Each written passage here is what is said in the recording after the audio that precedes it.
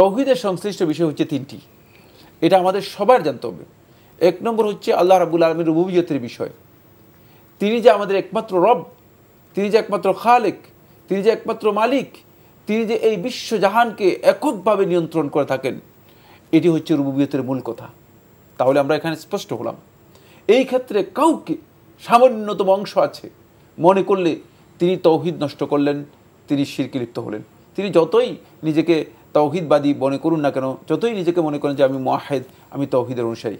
দুই নম্বর হচ্ছে আল্লাহ রাব্বুল আলামিনের উলুহিয়তের ক্ষেত্রে যে বান্দার যতগুলো কাজ আছে, ইবাদত, যতগুলো ইবাদত আল্লাহ তাআলা করতে বলেছেন, সকল ইবাদতের ক্ষেত্রে আল্লাহ রাব্বুল আলামিন ছাড়া আর কারো হক নেই। কেউ যদি এই হক দাবি করে থাকে, সে মুশরিক এবং তাগুত, সে সীমালঙ্ঘনকারী, তাকে অস্বীকার করতে হবে, তাকে আল্লাহ তাআলার হক দেয়া যাবে না, এবং একমাত্র আল্লাহ তাআলাই এই সমস্ত হকের অধিকারী, এই বিশ্বাস এবং এটাকে সাব্যস্ত করা, এক্ষেত্রে আল্লাহ তাআলার কোনো শরীক সাব্যস্ত না করা, অস্বীকার করা, সকল প্রকার শরীককে অস্বীকার করা, এটি হচ্ছে তাওহীদের দ্বিতীয় প্রকার, উলুহিয়তের দিকগুলো ইবাদতের মধ্যে। সুতরাং ইবাদতের একটা দিক দেখেন সিজদা। আজকে অনেকে মধ্যে আমরা তাওহীদি মুসলিম, দেখা কবরে সিজদা করতেছে, গাছে সিজদা করতেছে, মাছের সিজদা করতেছে, ব্যক্তির পায়ে গিয়ে সিজদা করতেছে, তারা আরও সিজদাকে বিভিন্ন ধরনের অপব্যাখ্যা করে বলতেছে তাজিমি সিজদা করতেছে, আউযুবিল্লাহ। সুতরাং এই যে বিভ্রান্ত লোকগুলো যতই দাবি করুক না কেন, তারা মূলত আল্লাহ তাআলা তাওহীদ সম্পর্কে জানতে পারেনি, তারা মুশরিক, তারা শিরকের মধ্যে রয়েছে।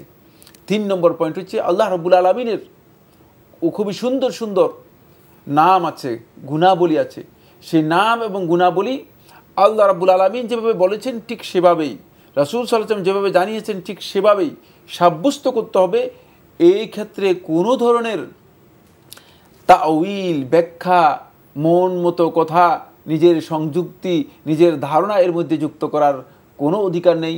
যদি কেউ যুক্ত করেন, তারা আল্লাহ রাব্বুল আলামিনের নাম এবং গুণাবলীর ক্ষেত্রে শিরক করলো, কুফরি করলো।